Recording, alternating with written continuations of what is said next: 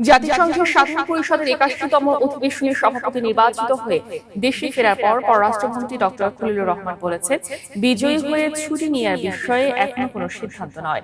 এই বিজয়কে বাংলাদেশের বিজয় উল্লেখ করে মন্ত্রী বলেন, বাংলাদেশের পররাষ্ট্র মন্ত্রণালয়ের সকল কর্মকর্তা দেশের বাইরে বিভিন্ন দূতাবাসে যারা আছেন তারা নিরলসভাবে কাজ করছেন বলেই এত অল্প সময়ের প্রস্তুতিতে বিজয় অর্জন করা সম্ভব হচ্ছে।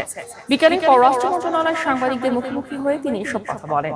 এ সময় তিনি এই বিজয় বাংলাদেশের ভবিষ্যতের কাছে উৎসর্গ করেন। এই বিজয় আমাদের প্রিয় প্রধানমন্ত্রী বিজয়, কারণ তিনি যদি এই সিদ্ধান্ত না নিতেন এবং দৃঢ়ভাবে এবং অবিচলভাবে বিরতিহীনভাবে আমাদেরকে সমর্থন না করতেন, তাহলে এই 10 বছরের রাস্তা 10 সপ্তাহে আমরা অতিক্রম করতে পারতাম না। আজকে থেকে 40 বছর আগে জনাব হুমায়ুন রশিদ চৌধুরী সাহেব জাতিসংঘের সাধারণ পরিষদের সভাপতি নির্বাচিত হয়েছিলেন। উনি 2 পদেই পূর্ণকালীনভাবে কাজ করতে পেরেছেন।